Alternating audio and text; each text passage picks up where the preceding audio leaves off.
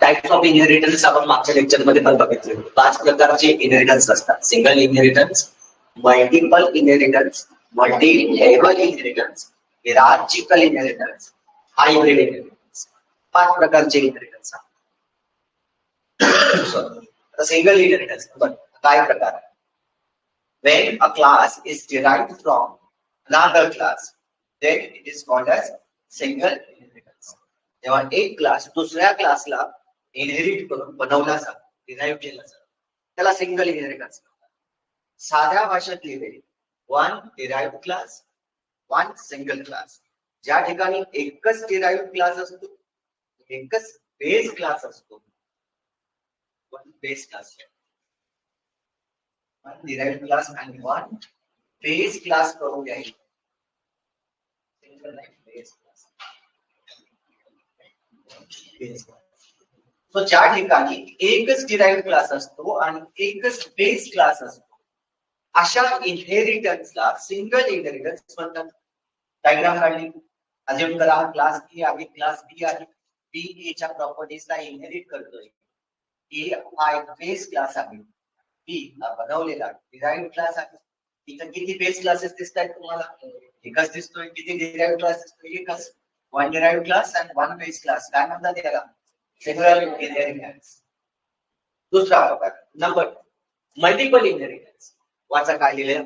A derived class with many base classes. काय लिहिलंय आपण?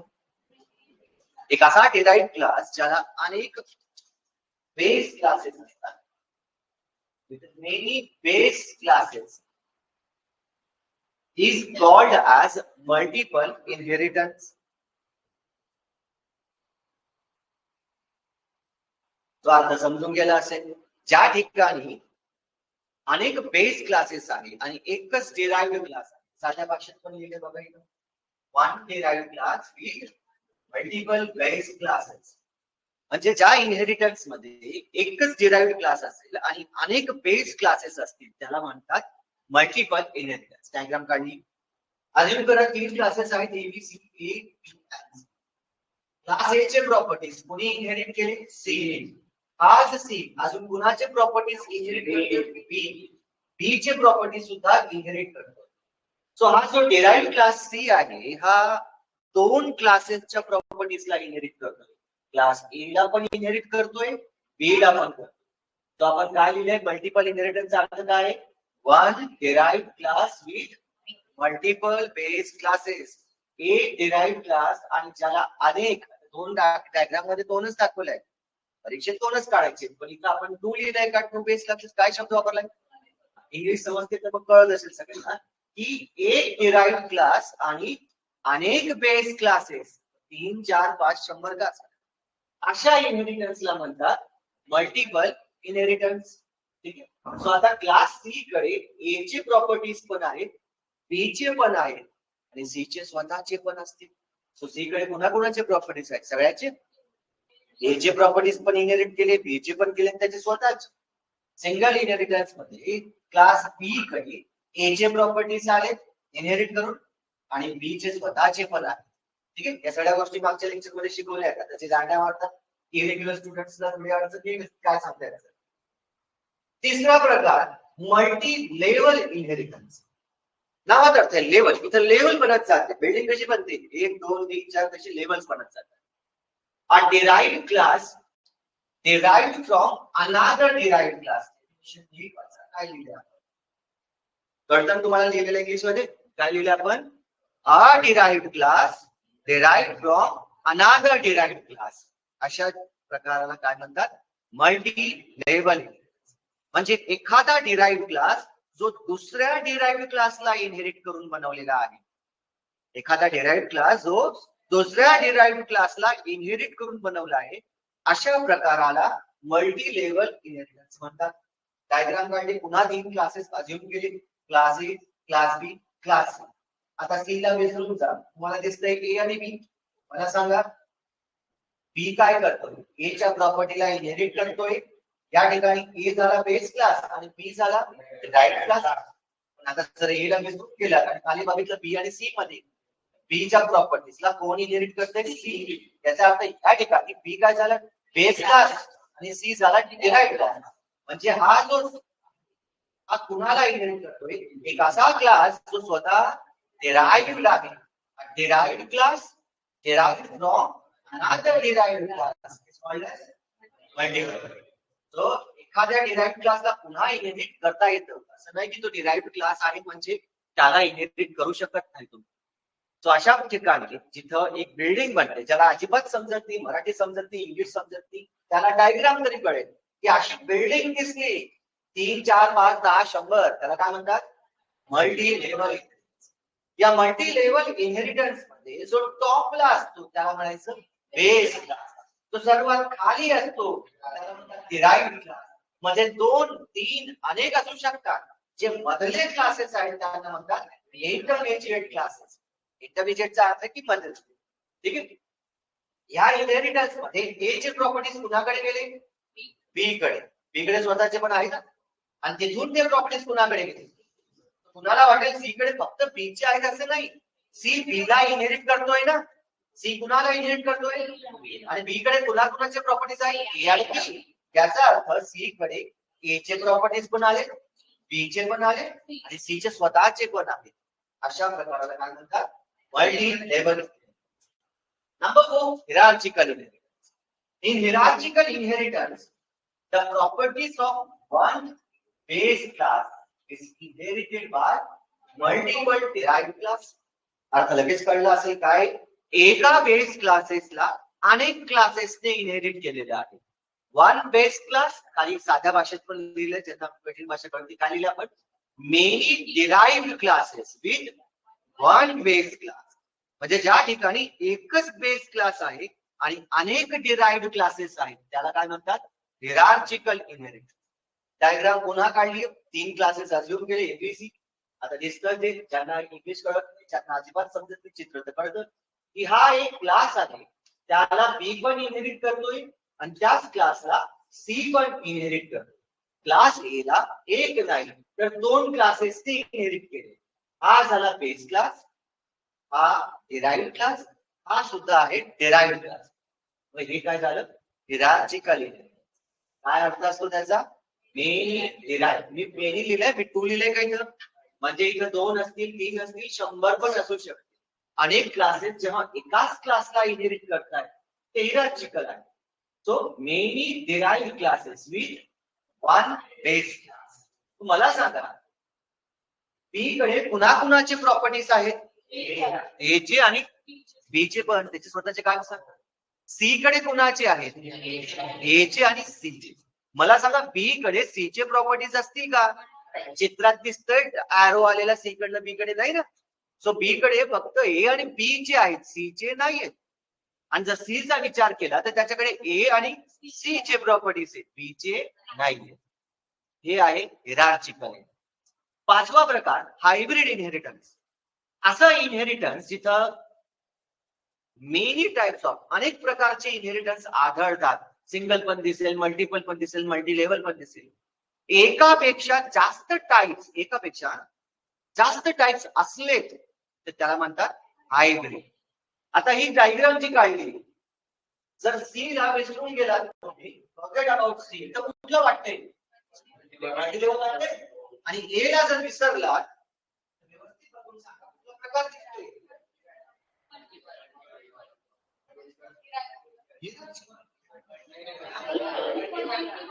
मल्टिपल. बाकी हिरार्चिकल म्हणलं ना. सो इथं एक नाही 2 प्रकार आढळतात. याच्यामध्ये मल्टी लेवल पण दिसतंय, मल्टिपल पण दिसतंय. म्हणजे हे झालं हायब्रिड इनहेरिटन्स. आता ही डेफिनेशन दिली. When more than one type of inheritance is present, it is called as hybrid inheritance.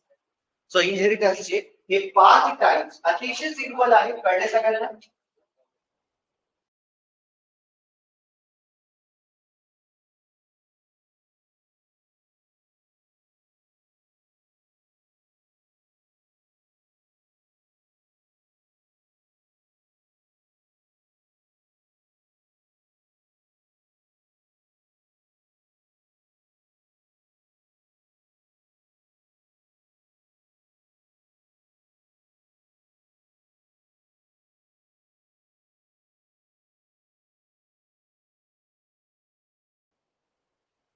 So कळलं तुम्हाला टाइप्स ऑफ इनहेरिटन्स किती आहेत आपल्याकडे 5.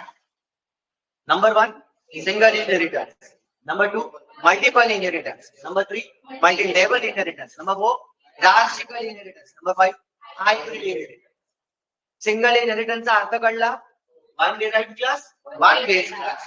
जिथे एकच डिराइव्ड क्लास आहे एकच बेस क्लास आहे, सिंपल आहे, त्याला काय म्हणतात सिंगल इनहेरिटन्स.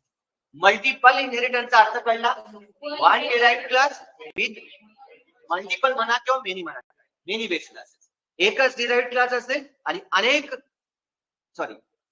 एकच डिराइव्ड क्लास असेल आणि अनेक बेस क्लासेस असतील, त्याला काय म्हणतात मल्टिपल इनहेरिटन्स. मल्टी लेवलचा अर्थ कळला, अ derived class derived from another derived class, त्याला म्हणतात multiple inheritance. Multi level inheritance जिथं काय असते बिल्डिंग असते, या मल्टी लेवल इनहेरिटन्स मध्ये जो टॉपला असेल त्याला काय म्हणतात बेस क्लास, तो सर्वात खाली असेल डिराइव्ड क्लास आणि मधले जे असतील इंटरमिजिएट क्लासेस.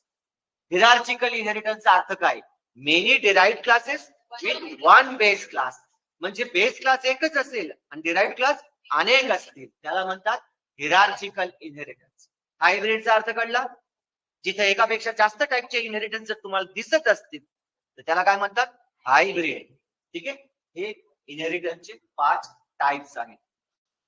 कुणाला काही शंका यांच्यामध्ये, डाऊट? आता एक गोष्ट लक्षात ठेवा, याच्यामध्ये कायम कन्फ्युज जातात. मल्टिपल आणि हिरार्चिकल दोघं एकमेकांच्या अपोजिट आहे. सो लक्षात ठेवायचं, दोघं तुमचं एक कसं लक्षात ठेवायचं ते तुम्ही ठेवा.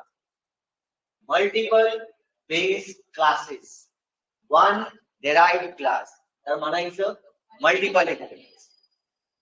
One base class multiple derived classes, याला म्हणायचं हिरार्चिकल. एक दोघंच कन्फ्युज करतील, हुशार आहात, लक्षात ठेवू शकता. झाले ते इनहेरिटन्सचे 5 प्रकार. आपल्याला वन बाय वन आता याच्यावरती प्रत्येकावरती प्रोग्राम्स करायचे. Single inheritance.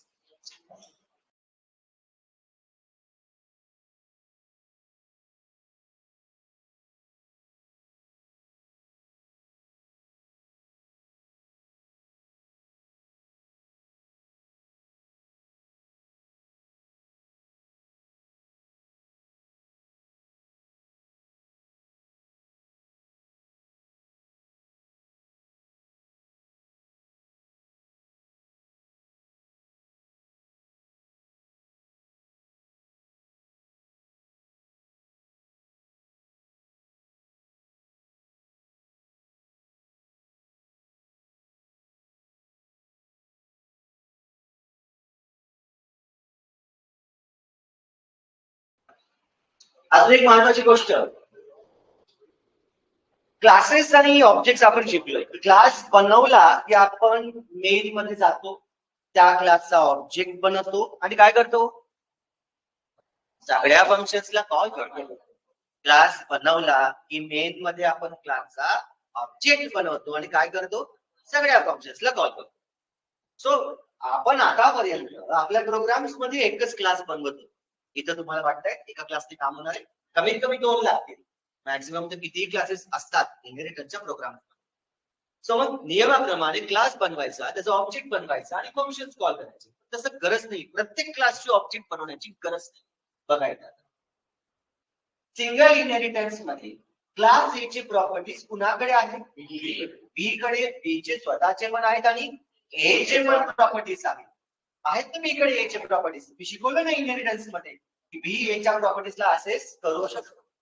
मग ए च्या फंक्शन्सला कॉल करायला ए चा ऑब्जेक्ट बनवूच नका, बिकॉज जे ए चे फंक्शन्स आहेत ते पब्लिक मध्ये असतात ना, पब्लिक इनहेरिट होतं. सो हे जे ए चे प्रॉपर्टीज आहेत हे बी कडे आहेत ना, ते बी च्या ऑब्जेक्टने सुद्धा असेच होते. शिकलोय आपण इनहेरिटन्स मध्ये असेच होतात. सो कशाला ए चा ऑब्जेक्ट बनवायचा. सो इनहेरिटन्स मध्ये लक्षात ठेवा, सगळ्या क्लासेसचे ऑब्जेक्ट बनवले जात नाही. जो लास्ट डिराइव्ड क्लास असतो, शेवटचा डिराइव्ड क्लास, तिथे सगळे प्रॉपर्टीज एकत्र गोळा झालेले असतात. त्या शेवटच्या डिराइव्ड क्लासचा ऑब्जेक्ट बनवा आणि सगळ्या क्लासेसच्या फंक्शन्सला कॉल करू शकतात. सो या सिंगल इनहेरिटन्स मध्ये शेवटचा कोण एकच आहे बाबा, बी. बी कडे ए चे पण प्रॉपर्टीज आहे, बी चे पण आहेत. सो ए चा ऑब्जेक्ट बनवू नका, ए चे प्रॉपर्टीज बी कडे आहेत. मग बीचा ऑब्जेक्ट बनवा, ए चे पण फंक्शन्स कॉल होतील, बी चे पण फंक्शन्स कॉल. मल्टिपल इनहेरिटन्स मध्ये ए चे प्रॉपर्टीज आले तिथं, बी चे पण आले, याच्याकडे ए चे पण आहेत, बी चे पण आहेत, सी चे पण आहेत, सगळ्यांचे प्रॉपर्टीज आहेत. ऑब्जेक्ट कुणाचा बनवणार? सी चा बनवा, सगळ्यांचे फंक्शन्स कॉल करून टाका, सगळ्यांची ऑब्जेक्ट बनवण्याची आवश्यकता.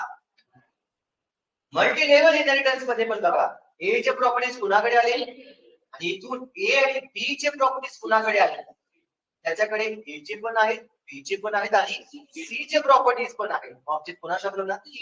मी शब्द काय वापरला? ऑब्जेक्ट कुणाचा बनवायचा? लास्ट डिराइव्ड क्लास, बिकॉज आपण तर डिराइव्ड आहे ना. तुम्ही काय सांगितलं? कुणाचा बनवायचा? लास्ट, जो सर्वात शेवटी दिसतो त्याचा ऑब्जेक्ट बनवा आणि सगळ्यांचे फंक्शन्स कॉल करून टाका. इथं माझा प्रॉब्लेम येतो, बिकॉज इथं ए बी आहे पण सी नाही, इथं ए सी आहे पण बी नाही. सो लक्षात ठेवा, फक्त हिरार्चिकल इनहेरिटन्स मध्येच फक्त इथंच तुम्हाला प्रत्येक डिराइव्ड क्लासचा ऑब्जेक्ट बनवावा लागतील. जेवढे डिराइव्ड क्लासेस असतील प्रत्येकाचा ऑब्जेक्ट बनवावाच लागेल. पुढे हिरार्चिकल असं करावं लागतं, बाकी सगळीकडे आपण एकच ऑब्जेक्ट बनवतो. तसं इथं हायब्रिड मध्ये पण बघितलं, ए चे प्रॉपर्टीज बी कडे, इथून ए आणि बी चे प्रॉपर्टीज आणि सी चे पण आले झाले. म्हणजे सगळ्या क्लासेसचे प्रॉपर्टीज या लास्ट डिराइव्ड क्लासकडे आहेत. ऑब्जेक्ट कुणाचा बनवणार? बीचा बनवा, सर्वांचे फंक्शन्स कॉल करा. इनहेरिटन्स मध्ये ऑब्जेक्ट सगळ्या क्लासेसचे बनवले जात नाही. लास्ट डिराइव्ड क्लासचे ऑब्जेक्ट बनवा आणि सगळ्या क्लासेसचे प्रॉपर्टीज असेस करा.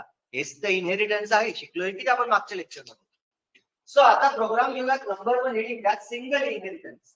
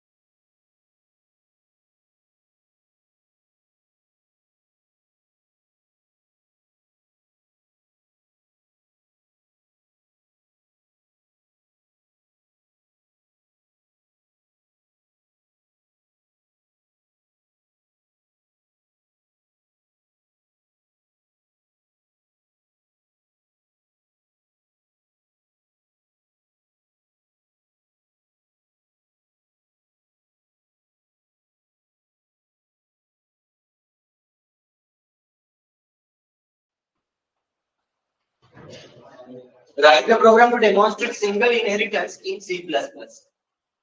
सिंगल इनहेरिटन्स मध्ये दोनच क्लास लागतात. आता तुम्हाला डायग्राम्स माहिती, तुम्हाला कन्सेप्ट. या ठिकाणी दोन क्लासेस बनवले, क्लास ए बनवला आणि दुसरा क्लास बी बनवलेला. डेमॉन्स्ट्रेशनचा प्रोग्राम आहे. दोन डेटा मेंबर्स घेतले, तुम्ही एक घेतला तरी चालेल, परीक्षेत वेळ कमी असला, बिकॉज डेमॉन्स्ट्रेशन मध्ये फक्त डेमॉन्स्ट्रेट करायचं असतं. व्हॉइड एक्सिट आणि व्हॉइड डिस्प्ले लक्षात ठेवा, क्लास नेहमीप्रमाणे बनवलाय, यात नवीन काहीही नाही. सो प्रॅक्टिस तुमची भरमसाठ आहे, मला माहिती. क्लास ए बनवला, दोन डेटा मेंबर्स डिक्लेअर केले, व्हॉइड एक्सेप्टने डेटा एक्सेप्ट केला, ए बी मध्ये स्टोअर केला. व्हॉइड डिस्प्लेने डेटा मेंबर्सच्या व्हॅल्यूज प्रिंट केला, डिस्प्ले केला.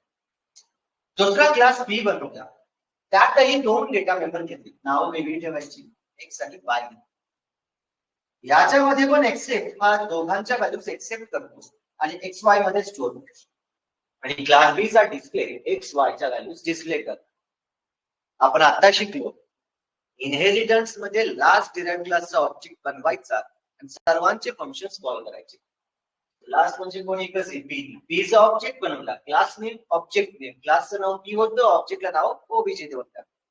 सगळ्यांचे फंक्शन्स म्हणजे काय काय कॉल करायचं होतं, एक्सेप्ट 1 आहे, डिस्प्ले 1 आहे, एक्सेप्ट 2 आहे आणि डिस्प्ले 2 आहे.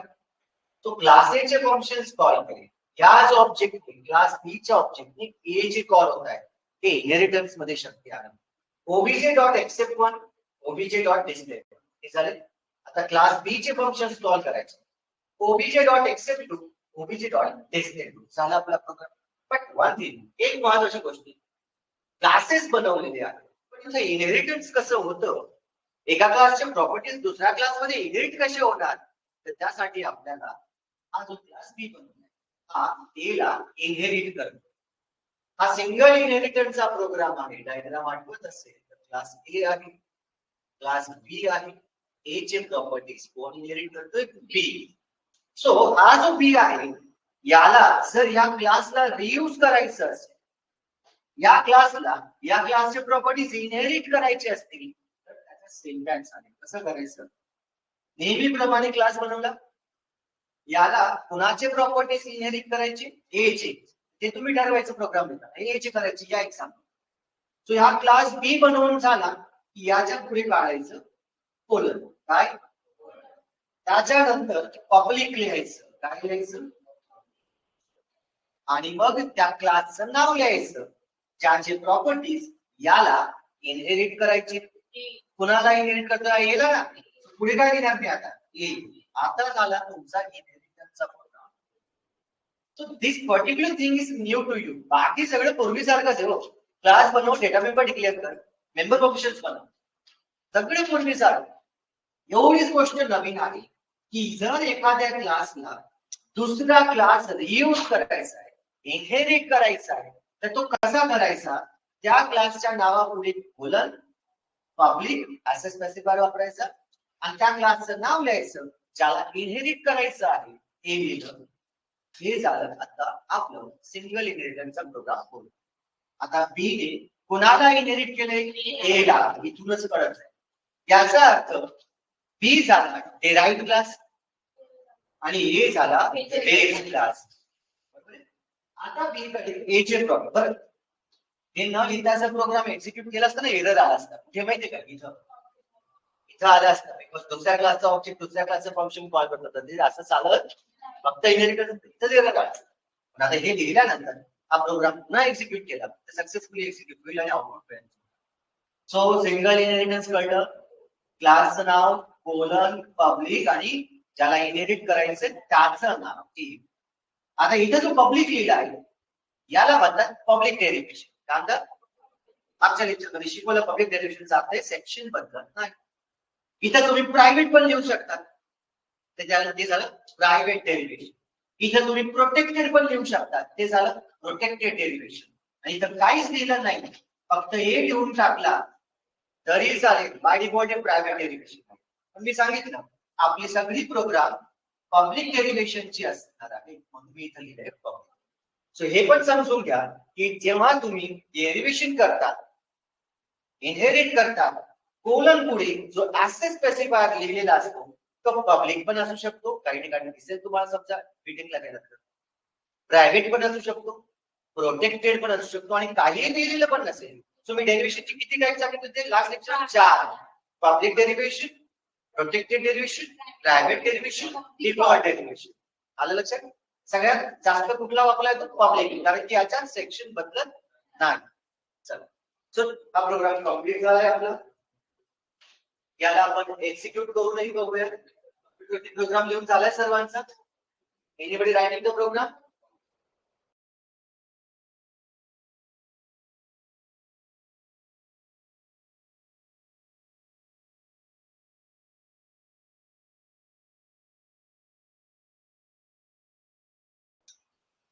हा जो क्लास बी बनवला आहे, जो क्लास ए ला इनहेरिट करते, क्लास बी कडे जर मेंबर्स विचारले, किती मेंबर्स तुम्हाला वाटत आहेत मग असतील सगळे सांगा. डेटा मेंबर असो का फंक्शन आहे?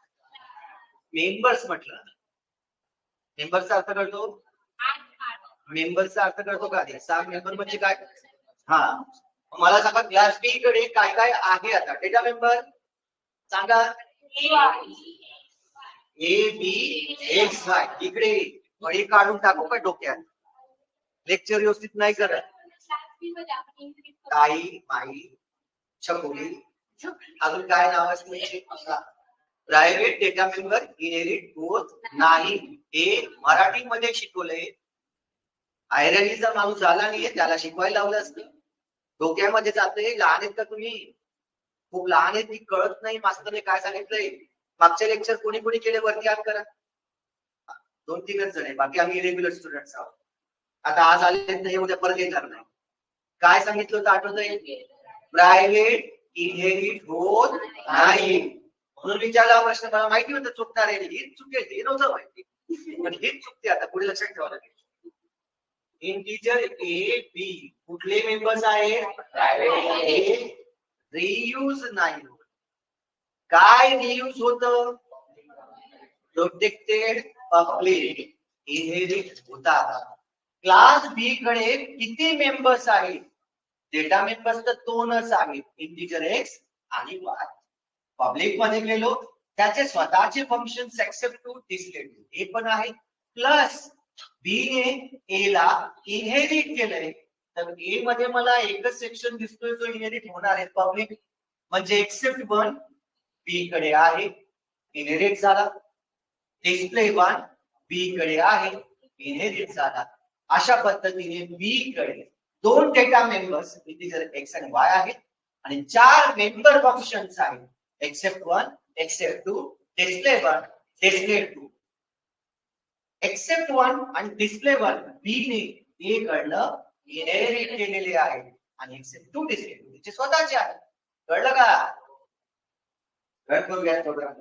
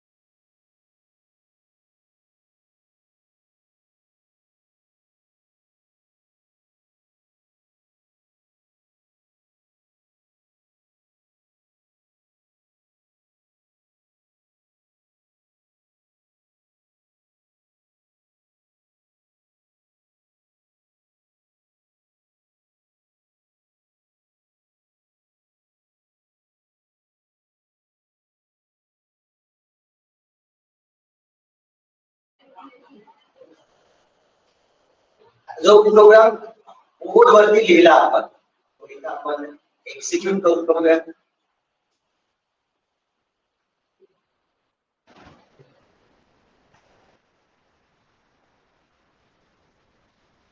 क्लास प्रोग्राम तो जे क्लास ए आहे, दोन data member integer A B void except one enter any two numbers seen ab void display one आहे जो ab ला प्रिंट करेल. दुसरा क्लास बी बनवला with two data members x and y accept two बनवला आहे जो व्हॅल्यूज एक्सेप्ट करतोय. डिस्प्ले टू जो x and y ला प्रिंट करा. मेन मध्ये गेलो बी चा ऑब्जेक्ट बनवला. बी च्या ऑब्जेक्टने आधी क्लास ए चे functions accept one display one call केले, नंतर क्लास बी चे function accept one display two call केले. सगळ्यात महत्वाचं इथं बी ने ए ला इनहेरिट केलंय का नाही, मी म्हटलं एरर येईल, सो लेटस एक्झिक्यूट करून तर बघूया. Let's execute it. एरर आलाय, कुठे हायलाइट केलं त्याने, तिथंच केलं जिथं मी सांगितलं होतं की तिथंच एरर येईल. केलं, एक्सेप्ट वन ला हायलाइट केलं त्याने, म्हणजे इथे एरर आला का, बिकॉज एक्सेप्ट वन हा ए क्लास ए चा फंक्शन आहे, बरोबर ना, आणि बी च्या ऑब्जेक्टने कॉल करतोय, कॉल होईल का, नाही होणार, नाही झाला, कारण की तुम्ही एला इनहेरिट केलेलंच नाही तर मग ते चालणारच नाही. ही एक गोष्ट. आता चला आपण काय करू, इनहेरिट करून घेऊयात. क्लास बी कसं करतात, कोलन पब्लिक क्लास ए चला इनहेरिट. परत सेव्ह करूयात आणि पुन्हा एक्झिक्यूट करूयात.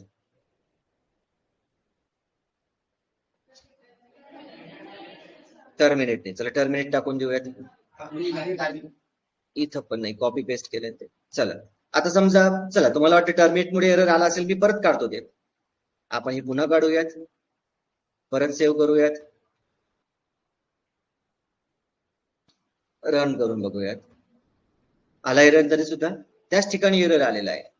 ठीक आहे, सो बिकॉज इनहेरिट केलेलं नाही तर क्लास बी च्या ऑब्जेक्टने क्लास ए चे मेंबर्स असेच नाही होणार. मग आता इनहेरिट करूयात. Class B colon public class A, पुन्हा सेव्ह करतो. आता परत रन करून बघूयात.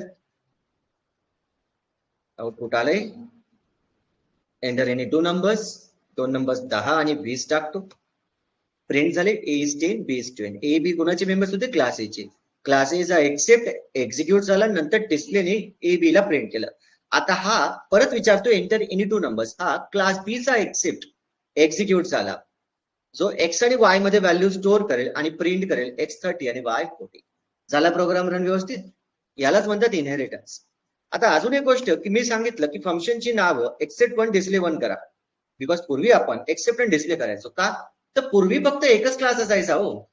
आता मल्टिपल क्लासेस आहेत, प्रत्येक क्लासमध्ये एक्सेप्ट डिस्प्ले येणार आहेत, तर मी काय सांगतो, नावं सारखी घ्यायची नाहीत. म्हणून मी काय केलं, मला सारखी पण घ्यायची होती, मी सोपा पर्याय वापरला, एक्सेप्टच्या पुढे वन लावून दिला, तो एक्सेप्ट वन झाला. डिस्प्लेच्या पुढे वन लावला, हा डिस्प्ले वन झाला. इथं काय केलं आता आपण, एक्सेप्टच्या पुढे टू लावला, तर हा एक्सेप्ट टू झाला. नाव वेगळी झाली आणि सारखी पण वाटतायत. सो इनहेरिटन्स मध्ये काळजी घ्या, नावं सारखी घ्यायची नाहीत. इव्हन डेटा मेंबरची बघा, तिथे एबी घेतले होते ते इथं काय करून टाकले, XY करून टाकले. रिमेंबर दिस रूल्स केअरफुली. ज्यादा प्रोग्राम लिहायचे स्वतःचे, बाकीचे पाठ करणाऱ्यांची तर दिवाळी आहे, टेन्शन नाही, सोपे सोपे प्रोग्राम्स एकदम. झाला लिहून सगळ्यांचा, ठीक आहे. आता डेटा स्ट्रक्चर काढा.